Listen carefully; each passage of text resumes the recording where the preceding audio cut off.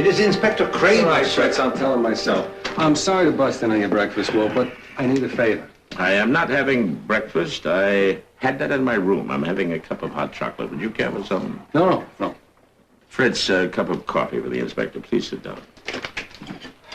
Wolf, we had a hit and run about a block away from here, about 10 o'clock last night. Now, 2 things were found on the body that might help if we found the answers. What things? There were 2 pieces of paper. One he had in his hand just had your name and address on it. Indeed? Yeah. Looks like he was on his way to see you, when somebody hit him. Well, he didn't have an appointment. I mean, our calendar's clear. Who was he? I don't know that yet. I mean, he didn't have an ID or a wallet. If he did, somebody lifted it. I thought maybe you could tag him from a morgue shot. Please, Mr. Goodwin's stomach is considerably stronger than mine, especially this early in the morning. Not one of our regular customers. You said there were 2 pieces of paper, sir. Yeah, there's a list of names. Blake Ritchie, Dorman Seville, Carling Stanholt, Luke Benjamin, etc., etc., etc. What about them, sir?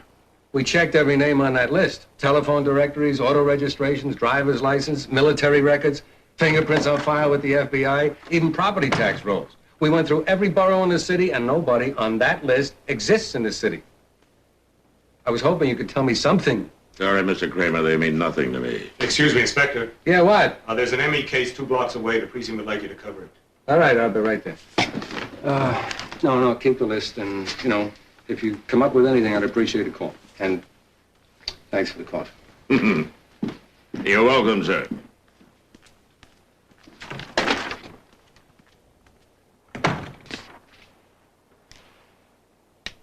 Archie, do you know the mathematical probability of finding a list of names that does not contain the name of one living person? Incalculable. Oh, then let Kramer worry about it. And we don't even have a client. The victim would have been our client, Archie, had he reached our door. He deserves a little of our time. He paid a high enough price for it.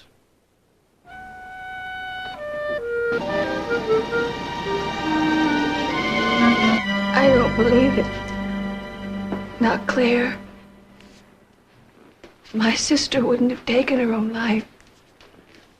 Look, I'm really sorry, Miss Wellmann, but according to the medical examiner, it appears to have been a mixture of sleeping pills and alcohol. She never took sleeping pills, and she didn't drink. Apparently she did last night. You're wrong. I don't care what your medical examiner said. If Claire's dead, somebody killed her. But not according to the evidence, Miss Wellmann, and that's what we have to go on. I'm sorry. Evidence.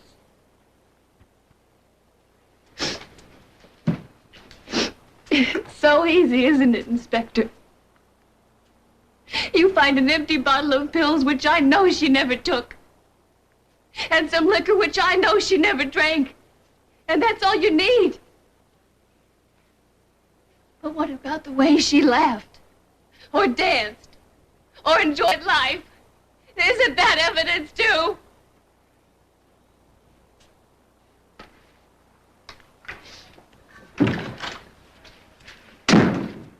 Yeah. Archie! This young lady is here to see Mr. Wolfe. Thanks, Fritz. I'll handle it. Hello. My name's Jean Wellmann. Come in, Miss Wellmann. Mr. Wolfe's not available right now. I'm his associate, Archie Goodwin. Can I help you? I want to hire Mr. Wolfe. To do what?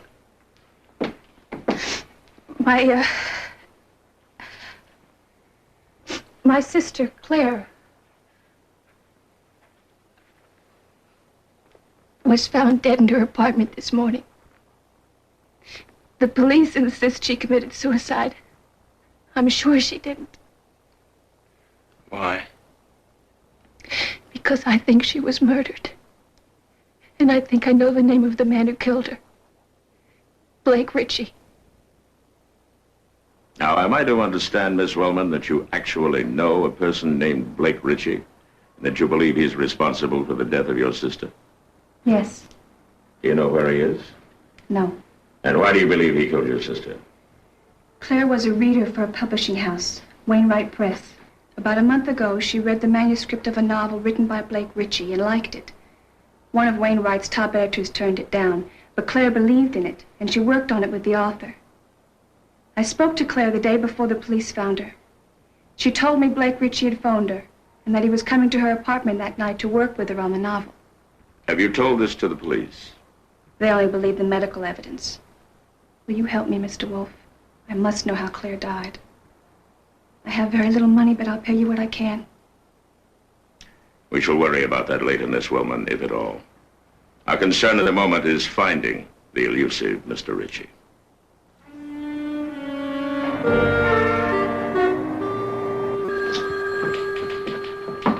We'll pick up on it later, Sergeant. You told me on the phone Wolfe has something I can use. You remember Claire Wellmann? Pills and booze. Why? She worked for a publishing house, right? If that's what it says in the file. Okay, see if this is in the file. A month ago, she read and Wainwright Press turned down a novel written by a man named Blake Ritchie. That's from the list I showed Wolfe. That's right. So what's the tie-in? Well, if we knew the name of the hit-and-run victim, we might have one. We just got that from a fingerprint check. He's a lawyer, Leonard Dart. Wall Street firm O'Malley, Phelps, Corrigan, and Briggs. Big wheels. Did you show them the list? I took it downtown myself. Didn't mean a thing. Dart had been with him since law school, did their pre-trial briefs. Good one. For you holding out on me. What else does Wolfe have that isn't in the file? Claire Wellman's sister for a client, a non-paying client. That makes two. Thanks.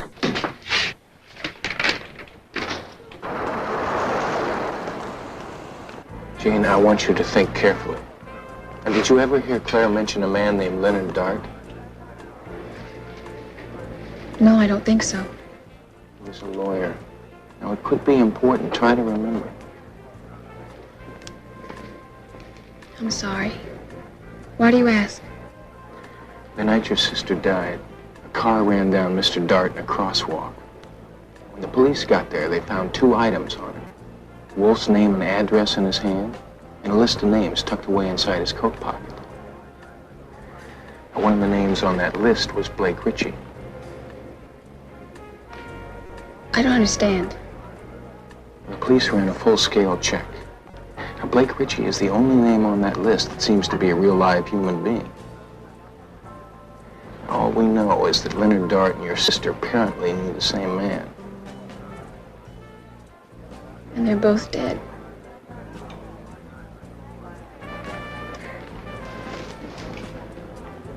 Look, I want you to go back over the Blake Ritchie thing.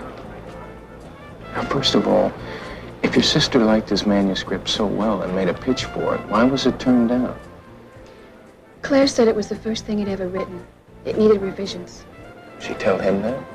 Mm-hmm. And the note she sent back with the manuscript. Then what? I told you. She offered to help him revise it. Did they always work at her apartment? No, most of the time I think at his. She once gave me a phone number where she could be reached if I needed her. Or do you still have it? Yes, I think so. At home, it's on my memo pad. Maybe we're about to meet our mystery man. Check, please.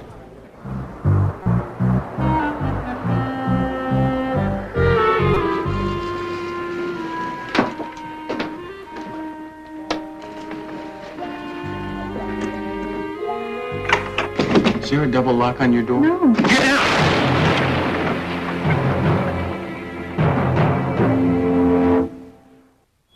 TV Land, dependable television around the clock.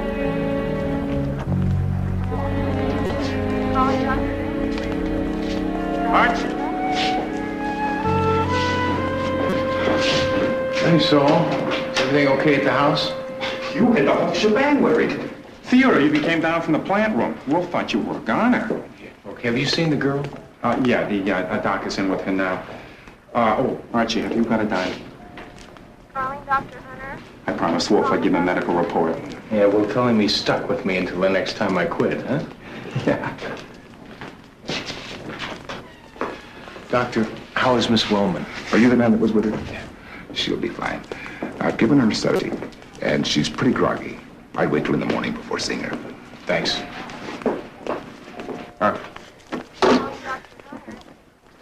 I told him you'd live. He wants you back at the office. Okay. Look, Saul, I want you to stay here. As long as Jean Wellman's in there, nobody goes in and nobody goes out unless they belong. No problem, no problem. Great. One booby trap a night's enough.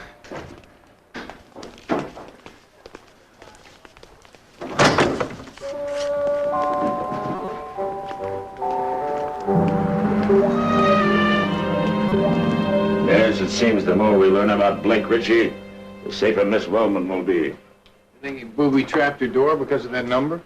Well, I instructed Saul to search what was left of the apartment, yes. Well, the number was on a memo pad. It did not survive the explosion, Archie. In any case, I doubt that the phone number was the motive.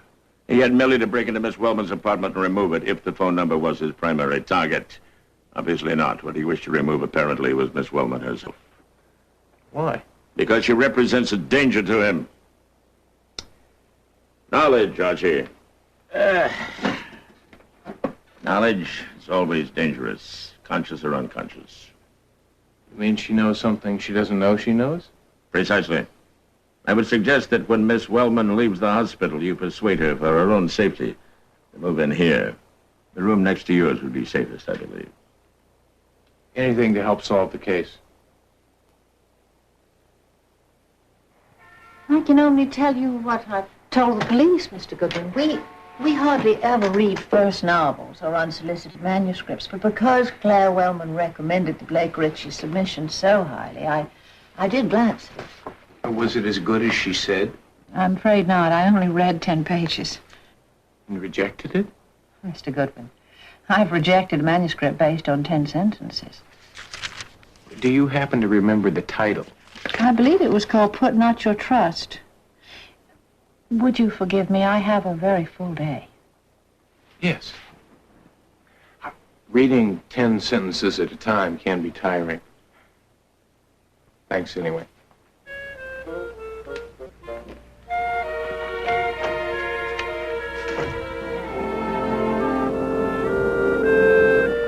How do you feel? Shaky. Doctor says you can leave the hospital today. I'm here to take you home. Home. That went up in smoke. I'm taking you to Nero Wolfe's place. Thank you, Archie. But I can stay in a hotel. It'd be a lot safer in one of our guest rooms. Safer? We never know what room service might send up in a hotel. Listen, I barged into Wainwright Press this morning. Editor with a Radcliffe accent gave me the title to Blake Ritchie's novel, Put Not Your Trust. Put Not Your Trust? That light a fuse? That's the manuscript I saw in Claire's place. It had a gray cover and Blake Ritchie's name on it. Did Claire ever tell you what the book was about? A law firm. Well, not the plot. But it was about people who all worked for this big New York law firm. Law firm. Does that help? It helps a lot. Once we get you settled in, I think I've got a date with O'Malley, Phelps, Corrigan, and Briggs. It's where Leonard Dart worked. Good morning. I'm from Nero Wolfe's office. I'd like to speak to someone about a Mr. Leonard Dart.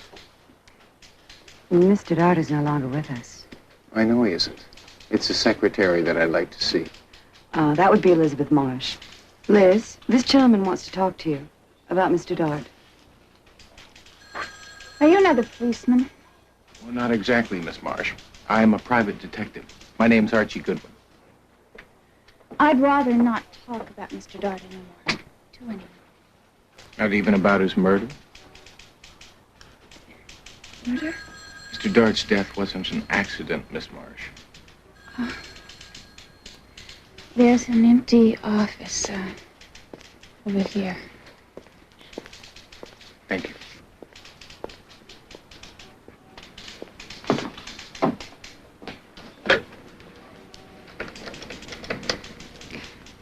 Mr. Briggs, may I speak to you for a moment? Thank you.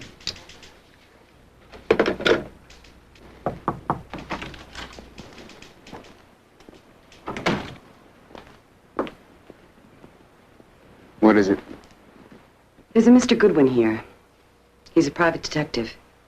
He's talking to Elizabeth Marsh. What does he want? He said it was about Leonard Dart's murder. You mean vehicular homicide, Miss Johnson? No, Mr. Phelps. He said murder. I thought you ought to know, sir. Particularly since Elizabeth took Mr. Dart's death so personally. That's very thoughtful of you, Miss Johnson. Thank you.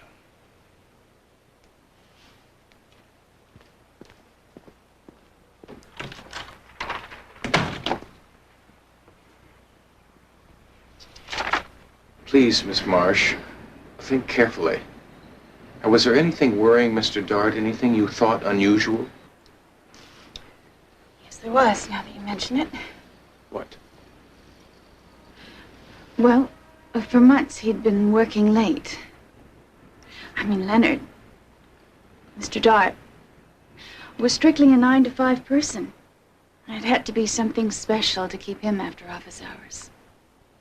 I'd say goodnight, and often he didn't seem to hear me. Did you ever ask him what he was working on? Once, And? he looked at me and smiled and said, Elizabeth, put not your trust in princes. Mr. Goodwin? Yes. I'm afraid I'll have to ask you to leave. I'm sorry, Mr. Briggs. He said that he had some information about Mr. Dart. It's all right, Elizabeth. I know it's not your fault, but in the future, please consult with me before you talk to any unofficial visitors. Yes, sir. I'm investigating a murder, Mr. Briggs. We've already talked to the police, and we prefer not to deal with private detectives. Whether you like it or not, Mr. Briggs, you're going to have to deal with a private detective named Nero Wolfe.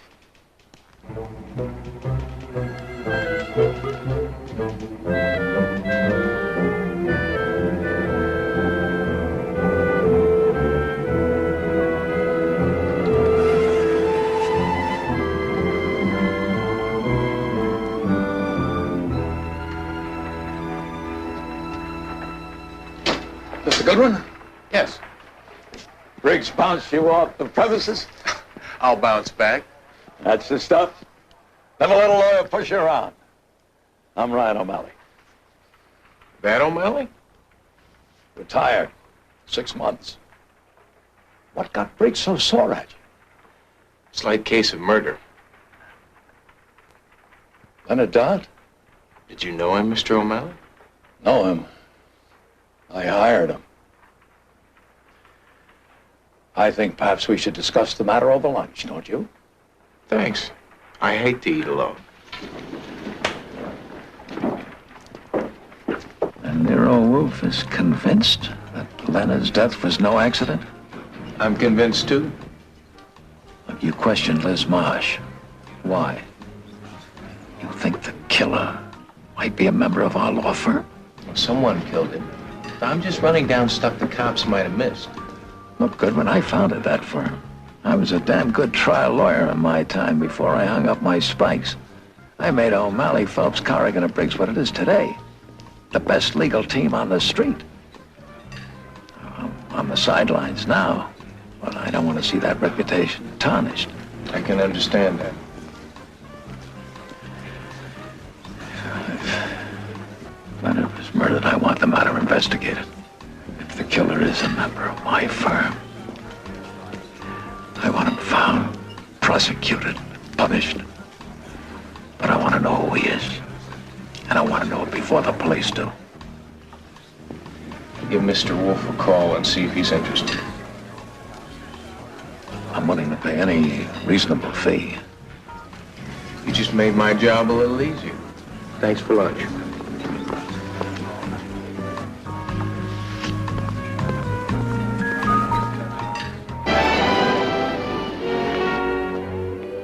Thank you, Fritz. Is Jean okay? She She's upstairs. Young woman seems to think well of you, Archie. As apparently do an increasing number of young women. That's because I'm shy. The ladies like that. Of course, most of them get married to someone else and move out to Scarsdale. You're quite sure about what Elizabeth Marsh said? Well, she was the only one in that office who seemed shook up about Leonard Dart's death. The rest of them, well, they're lawyers, or they work for lawyers, which says it all. All right.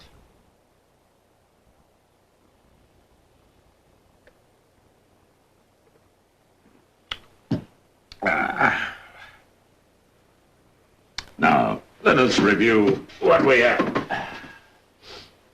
Mr. Kramer shows us a list taken from the body of a dead lawyer named Leonard Dart. One of the names on that list is Blake Ritchie. Claire Wellmann is found dead, ostensibly suicide. But her sister informs us that the last person in contact with her was a fledgling novelist, Blake Ritchie. Now, even Mr. Kramer would have seen the connection and made the assumption that Blake Ritchie was the perpetrator of both crimes. But now, we learn from Miss Marsh that Mr. Dart kept peculiar office hours, was preoccupied with some secret endeavor. On one occasion, even quoted to her the title of Blake Ritchie's novel. Archie, I believe Mr. Dart's after-hour office activities were literary. He was writing a novel called Put Not Your Trust. Even the police would find that intriguing, and possibly lead them to the conclusion that Blake Ritchie and Leonard Dart were one and the same person. Dart used Blake Ritchie as a pen name? Precisely. However, going on that assumption, Blake Ritchie could hardly have killed Leonard Dart. And if not Dart, then not Miss Wellmann. No, we must look elsewhere for our killer. Elsewhere is where I've been looking. Oh, by the way, do we take on Ryan O'Malley as a client? We already have 2 clients, Archie. But I think we can squeeze in Mr. O'Malley. It'll be nice to have one client who can pay a fee. I'll go see how Jean's doing. Yes. Excuse me, please. Archie!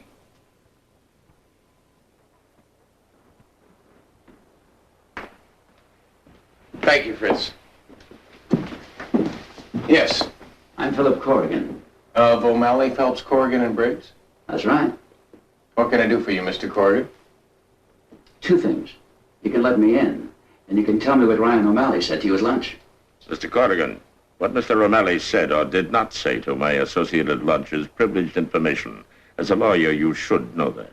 Look here, Mr. Wolfe. If you're conducting an investigation of our firm, my partners and I have the right to set the record straight. Ryan O'Malley's name is on the door, but he doesn't speak for the firm anymore.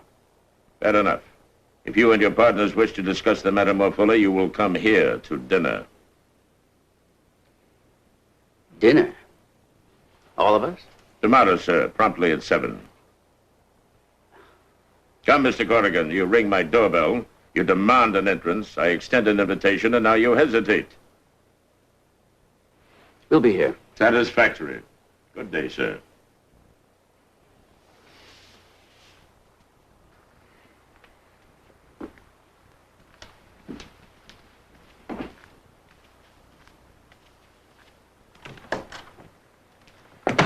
Okay, one of us knows what he's doing. The only problem is, who tells Fritz we're going to have 6 for dinner? Ooh.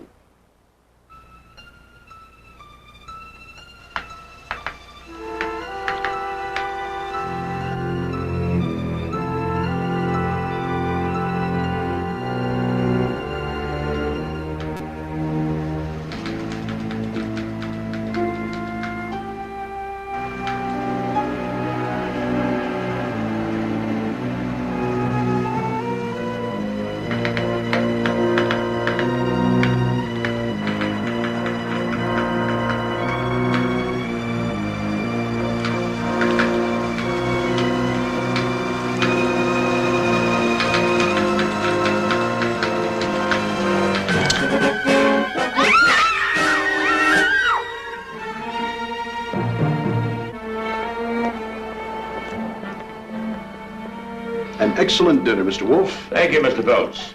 I think you will find the port excellent as well. Can we get down to business now, Wolfe? To begin with, let's make it clear that this is a confidential conversation. Yes, Mr. Corrigan, but not privileged. I am not your client. I'm going to put my cards right on the table. Frankly, our firm is in a highly vulnerable position. We've had about as much scandal as we can absorb. Scandal?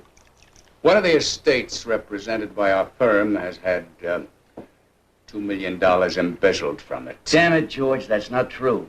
Nobody ever proved embezzlement. He's right, Mr. Wolfe. Negligence, that's all. All right, negligence. But still, there was $2 million missing from an estate that our firm handled. Now, we avoided the scandal. We made up the shortage. We replaced the cash. But you can understand what this business with Dart would do to our firm if it ever hits the newspapers. Especially a murder. 2 murders, Mr. Corrigan. And an unsuccessful attempt at a third. What the devil are you talking about? Not only was Leonard Dart murdered, there was a woman named Claire Wellmann. Do we have a Claire Wellmann on the staff? Don't be a bloody fool. He's not talking about one of our typists. Who was she, Mr. Wolfe? A manuscript reader for Wainwright Press. Furthermore, we believe both Miss Wellmann and Mr. Dart were murdered because they had knowledge of a book. A novel, to be precise, entitled Put Not Your Trust. The author used a pen name, Blake Ritchie. We believe the author's real name was Leonard Dart. Leonard wrote a novel? About what? A subject he knew well, sir. A prestigious New York law firm. It is not inconceivable that the scandal you avoided will play a prominent part in Mr. Dart's novel. Do you have a copy of the manuscript? Buy it from him, George. Make him an offer. We can deduct it as a legitimate business expense. I think it's a 10-cent bluff. I think the great Nero Wolfe doesn't know a thing more about that manuscript than we do. Come on, George, I've had enough. Let's go. Just a minute. This isn't going to amount to anything, so just take it easy, will you? Nero Wolfe's residence? That's Inspector Kramer. Yes, Mr. Kramer. What? When? Thank you, sir.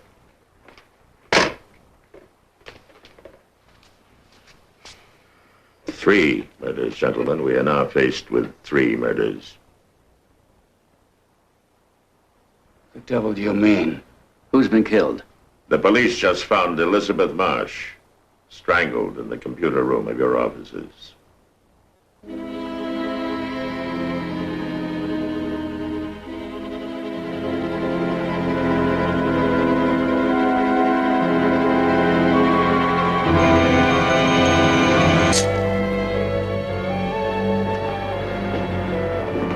I realize you're investigating a murder, Inspector, but I don't want the reputation of this firm hurt more than it already has been. Well, you're just going to have to take what comes, Mr. O'Malley. You can't suspect any of my partners. They were all at dinner at Nero Wolfe's. Mr. Goodwin will corroborate that. That's right. Dinner was at 7, and they were all present. Well, unfortunately, gentlemen, the coroner has fixed Miss Marsh's death at about 6. Now, Goodwin, would you please tell me about how long would it take to get from here to Wolfe's place? Well, it depends. Half an hour if the traffic's okay. Which means that all of them had the time to kill Miss Marsh and still get there in time for Wolfe's dinner. You're wrong, Inspector. I'll vouch for my partners. And let me warn you, a false arrest, and you'll have a lawsuit on your hands. We're going to try to solve this case, Mr. O'Malley. Anything else, we can take it up with the DA.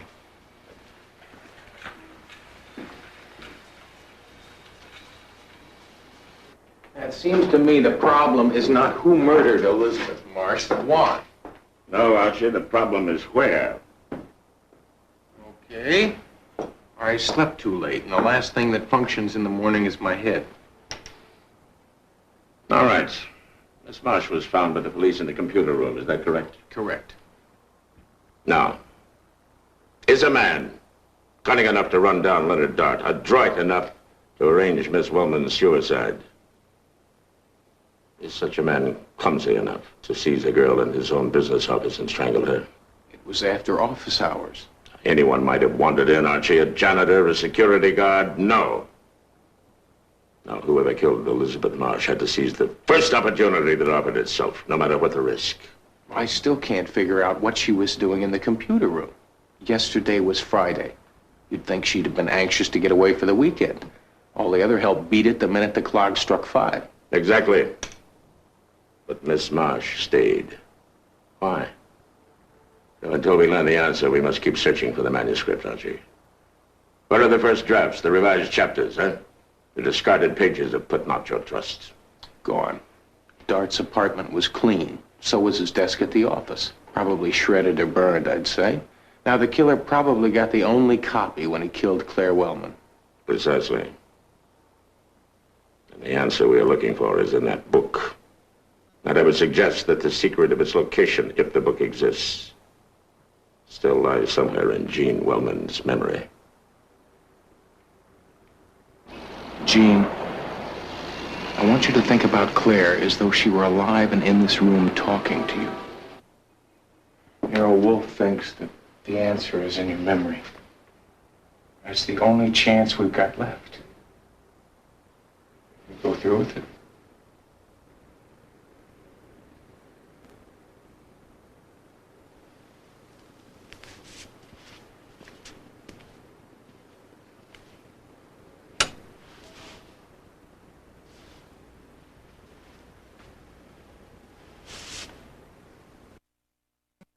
All right. You've come to see Claire. She's in the bedroom. Maybe getting dressed. Is she getting dressed, Jean? Yes. What kind of a dress?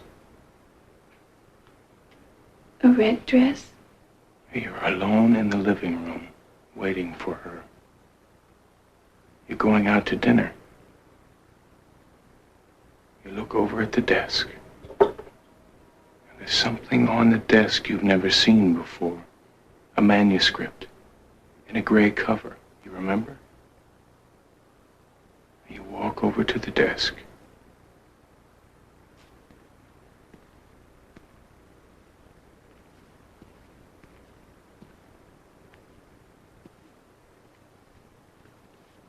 Pick up the manuscript.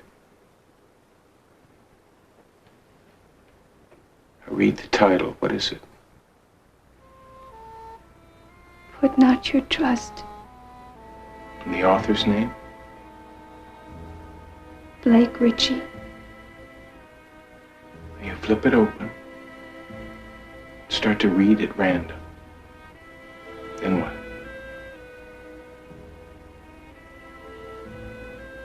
Claire comes out of the bedroom.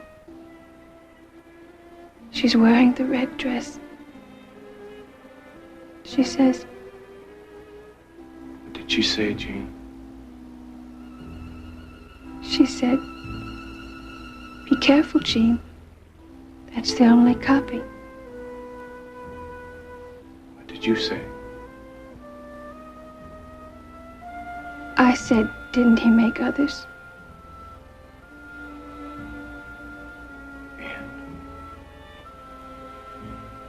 Now, what did Claire say to that? Think, Jean. She said, "Well, I suppose so." He said he could get as many copies as he wants. As many copies as he wanted, any time he wanted them. That's what her sister told her. What do you know about computers, Archie? They operate on memory banks, is that not so? Whole banks of them sometimes. And a word processor? Well, they're word banks. I mean, you punch in the right code and the computer types out whatever's stored in the memory bank. They go at a rate of about 600 words a minute. And one could therefore reproduce, say, an entire novel, given the proper command. You could retrieve the information from the entire Encyclopedia Britannica with a computer chip the size of your fingernail. And perhaps, Archie, that is where Leonard Dart stored his novel. Satisfactory. Yeah, but we still need the code. Have we got it? Certainly Leonard Dart had it. Possibly he told it to Miss Marsh. Or she guessed and was trying to retrieve the novel after you told her Dart had been murdered. So the killer saw her in the computer room, felt threatened, and he killed her. Precisely. Well, that still doesn't give us the code. But we do have an essential part of any book, do we not? Yeah, the title. Put Not Your Trust. In princes, Miss Marsh added. Shakespeare? Not all quotations come from the immortal bard, Archie. On the second shelf of the bookcase, right-hand corner next to Caesar's commentaries, you will find a copy of the King James Version of the Bible, if you please.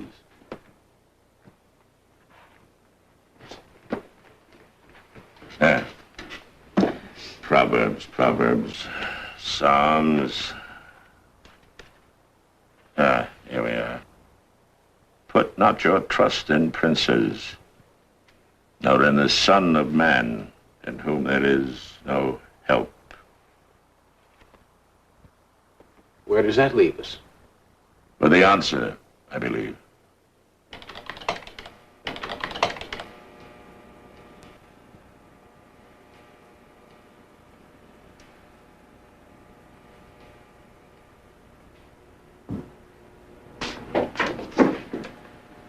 Put not your trust got nothing. The machine just sneered at us and typed back 0 document. I should have known. Dart would not have made the code that simple. What do we try now?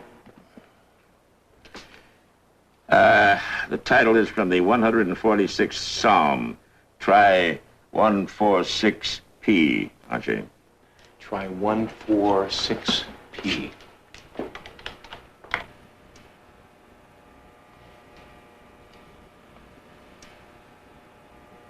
146P, nothing. Yeah, let me see. It's the third verse of the 146th Psalm. The lawyer, Dot, would have been a stickler for precision. Try 146P3.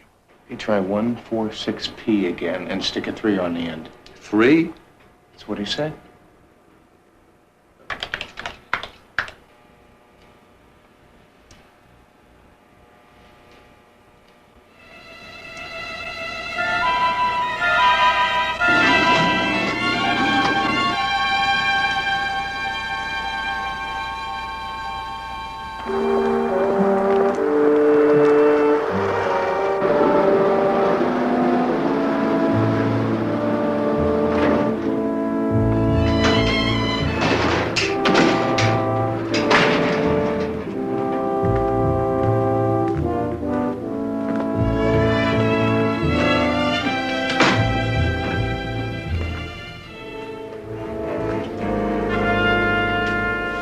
Thank you for coming, gentlemen.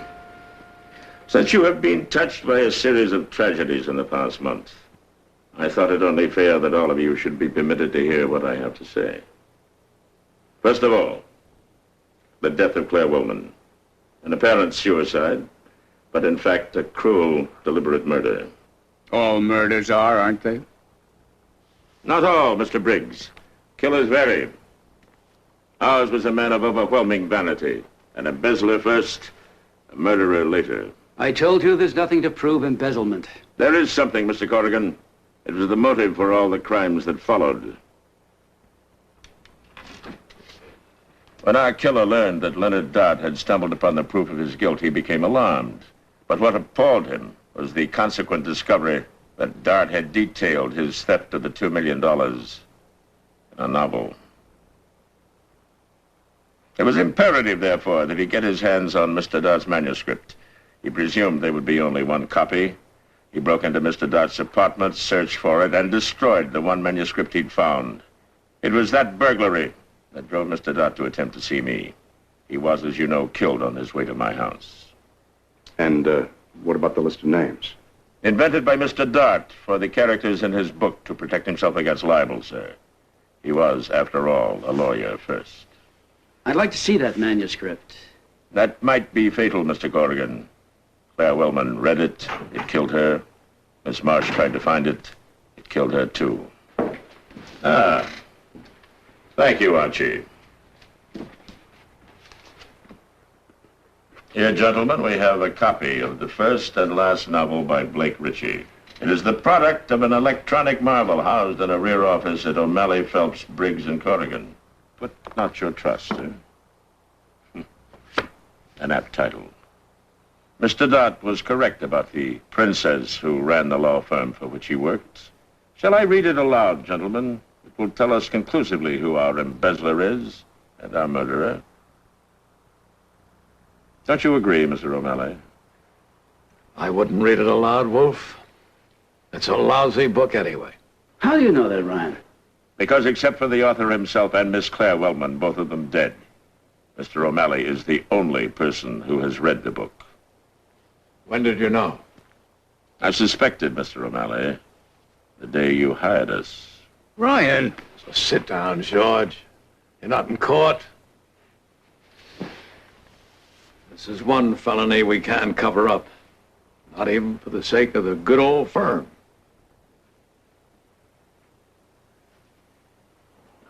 Can you wait just one moment, Inspector? I'd like to sum up for the jury.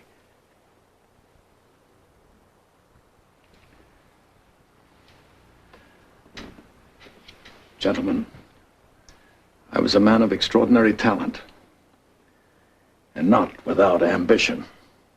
But of course, we are all flawed. My flaw was an inordinate need for money. $2 million, to be exact. It was a shock to my partners to find out how I had acquired it. A shock of righteous men, meaning those who haven't been caught yet with their hands in the till. But we're very loyal at the firm. They didn't blow the whistle on me. They retired me. Retired Ryan O'Malley. I founded their firm. And they retired me. Of course, they all moved up. Better positions, bigger money. And I was out in the cold. The best trial lawyer in the state. Let's go, Mr. O'Malley. I haven't finished my summation. I'm afraid you have, Mr. O'Malley.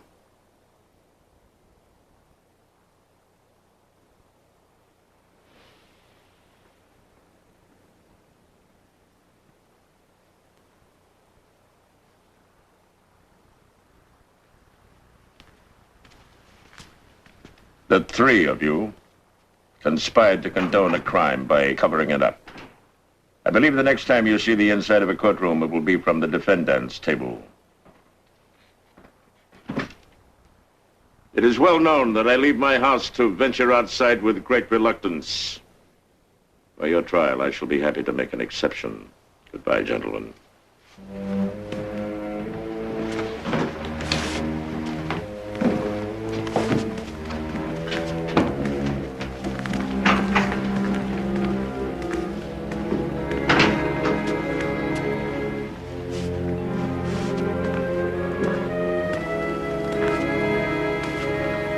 Some novels, R.J., write their own endings. Do they not?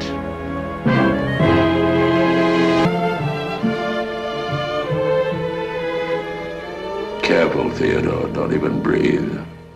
If I were being more careful, I'd be unconscious. With you, sometimes, Theodore, it's difficult to tell. Thank you. Not at all.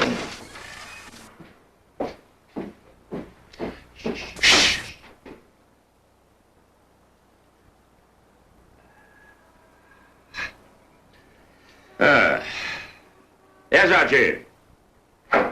Jean's leaving. She wants to pay her bill. But you will receive it in due course, Miss Wellmann. I would like you to charge me your usual fee, Mr. Wolfe. My usual fee, I'm afraid, would bankrupt you. We will charge you my unusual fee. I hired you. You were kind enough to say yes when I couldn't pay. Now I can, and I'd like to. Have you come into an inheritance, Miss Wellmann? Wainwright Press, because of all the publicity, has decided that Put Not Your Trust can be a bestseller. They're going to publish it, and a part of the royalties will go to Claire's estate. And therefore to you. Very well. My bill will be adjusted to the sales charts of Mr. Dart's novel. Thank you for everything, Mr. Wolfe.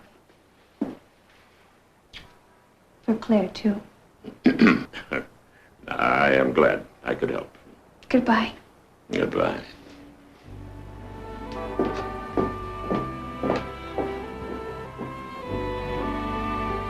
Theodore, I shall, I grudgingly admit, miss that young woman's presence in this house. Not for long. I just invited her to dinner. Oh? Is that all right? Most satisfactory.